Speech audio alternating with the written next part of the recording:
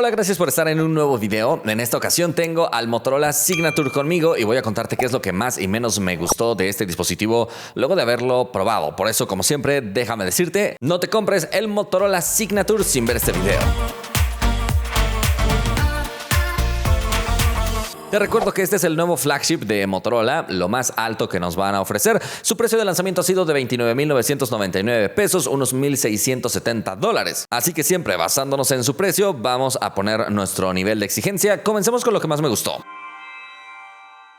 Como ya es una costumbre en Motorola, los materiales son excepcionales. Es muy agradable tanto a la vista como al tacto, con diferentes acabados. Además, también será súper ligero y delgado. Sin embargo, no por eso deja de ser robusto, ya que incorpora un marco de aluminio súper fuerte en este cuerpo de 6.99 milímetros y 186 gramos de peso. La protección Gorilla Glass Victus 2 al frente de la pantalla creo que hace un buen trabajo, aunque sin acabado antirreflejos. Pero con el diseño de 4 curvas, creo que le puede llegar a dar un toque bastante original en un mercado en el que los fabricantes cada vez más apuestan por pantallas planas. Además llega con IP68 e IP69, entonces sí se percibe como un dispositivo confiable en cuanto a resistencia. La pantalla será lo que esperas de un flagship, muy buena, pero en este caso además llega con una calibración hecha por Pantone para asegurar un buen tratamiento del color. Además ofrece un brillo de hasta 6000 nits, esto en contenidos HDR, pero es una pantalla realmente muy buena, compatible con Dolby Vision y HDR10 Plus, así que la vas a aprovechar en todos los sentidos. Hasta también tiene 165 Hz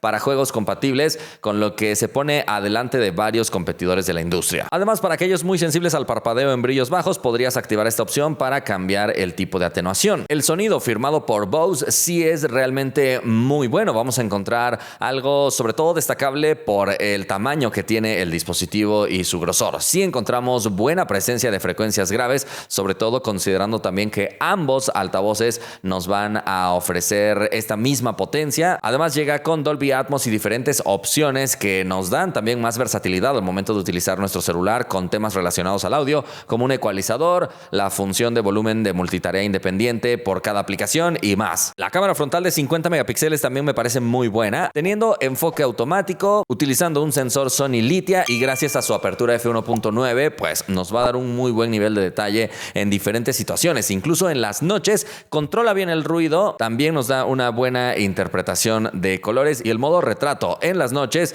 tiene un efecto bokeh bastante profesional. En la parte de atrás nos encontramos una cámara ultra gran angular de las más amplias de la industria con 12 milímetros de distancia focal equivalente, además con una apertura f2.0 que no es tan cerrada considerando que es una cámara ultra gran angular y tiene un sensor de 50 megapíxeles, así que es muy buena no solo en el día sino también en la noche. La cámara principal también es de muy buena calidad, de 50 megapíxeles con un sensor Sony Litia 828, también validada por Pantone para una buena interpretación de los colores y también buena interpretación de los tonos de piel. Y el zoom de corta y media distancia es muy bueno gracias al sensor de alta resolución y al lente teleobjetivo de 71 milímetros con 50 megapíxeles, así que ofrece recorte y nos deja llegar hasta 142 milímetros manteniendo todavía una muy buena calidad en el día. Y en general la cámara se comporta muy bien en escenas de contraluz, exponiendo bien las zonas más iluminadas. El modo de acción con obturación rápida también es capaz de congelar el movimiento, y algo que me gusta especialmente de muchos Motorola recientes es que traen la tecnología de Adobe Scan integrada en su cámara, de modo que no será un escáner sencillo nada más, sino que puede detectar los bordes automáticamente, hacer la captura automática y aplicar optimizaciones con esta tecnología de Adobe Scan. Para la grabación de video llega hasta 8K a 30 fotogramas por segundo, tanto con la principal como con la teleobjetivo, que yo sé que no es algo que vas a hacer todos los días, estar grabando en esta resolución, pero es una demostración de la buena calidad de componentes que tiene en sus sensores y también en el propio procesador. Además, con cualquiera de las cámaras, incluyendo la frontal, podrías grabar en 4K a 60 fotogramas por segundo. También cuenta con grabación con Dolby Vision, que puedes utilizar para darle más realismo a las zonas de luces y sombras, y también incorpora la estabilización con bloqueo del horizonte, para que incluso si el celular gira por completo, se llegue a mantener la toma bastante estable. Eso sí, solo compatible con Full HD, pero pero sí es una estabilización súper destacada. Además, puede grabar video en cámara lenta hasta en 4K a 120 fotogramas por segundo para resultados cinematográficos. Este dispositivo estrena una política de actualizaciones de 7 años y también 7 años de parches de seguridad. Entonces se pone a la par de lo mejor de la industria. Y en cuanto al software, ya sabes que una de las cosas que más me gusta de Motorola son los gestos, como para abrir la cámara rápidamente o también encender la linterna. Son gestos que llevan años en dispositivos de Motorola y siguen siendo bastante útiles. De hecho, a diferencia de generaciones pasadas, ahora el software viene mucho más completo también en funciones de seguridad, incluyendo también la aplicación Moto Secure, donde vas a tener varias opciones que antes no teníamos, como el bloqueo de aplicación, una carpeta segura especial, entre muchas otras opciones. Y en cuanto al ecosistema, algo que se destaca mucho es la función Smart Connect, porque es una función abierta y bastante avanzada. Básicamente, si no tienes una laptop Lenovo, puedes utilizar cualquier otra laptop de otra marca con Windows e instalar el cliente Smart Connect, y con esto ya podrías incluso arrastrar y soltar archivos entre el celular y la computadora, controlar el celular directamente desde la computadora y hasta puedes conectarte con un iPhone para poder compartir archivos de manera un poco más sencilla. Y en cuanto a rendimiento, va a destacar especialmente por tener 1 terabyte en esta única versión que se distribuye en México con 16 gigabytes de RAM física. Entonces es súper agresivo en este aspecto, sobre todo considerando que actualmente vivimos una crisis con todo el tema de la RAM y el almacenamiento, y la mayoría de fabricantes está bajando el nivel de estos componentes, pero este modelo todavía incorpora algo altísimo en este aspecto. Y eso provoca que, aunque no tenga un procesador super flagship, en mi prueba de exportación de video tardó solo 18 segundos, siendo de los dispositivos más rápidos en esta prueba. Y también probamos la velocidad del almacenamiento interno y de la memoria RAM y da lecturas altísimas. Entonces no solamente tiene una muy alta capacidad en la RAM y el almacenamiento, sino que también son súper veloces. Pero no todo me gustó, déjame contarte qué puede mejorar. Aunque tiene un botón extra aquí en el lateral izquierdo, no lo puedes usar para muchas cosas, solo lo puedes utilizar para Moto AI, ya sea presionándolo 2 veces para alguna función específica de Moto AI, como mantenerlo presionado para abrir directamente la aplicación de Moto AI. Pero me gustaría que este botón nos ayudara a hacer muchas más cosas o a mapear atajos específicos de usuarios. Entonces, en la vida práctica creo que va a quedar un poco desperdiciado. Y aunque las bocinas a nivel de hardware son muy buenas, hay que decir que la ecualización predeterminada queda de ver, exagerando las frecuencias medias para que suene más fuerte, pero bueno, afortunadamente eso lo puedes corregir con el ecualizador. La cámara ultra gran angular, por ser tan amplia, puede provocar aberración cromática presente sobre todo en capturas a contraluz. Y el zoom de larga distancia se puede quedar bastante corto, yo diría que hasta 20x nos da una buena calidad, pero más allá de eso ya se ve borroso o incluso artificial. De hecho, la propia inteligencia artificial comete bastantes errores, incluso cambiando los rasgos de rostros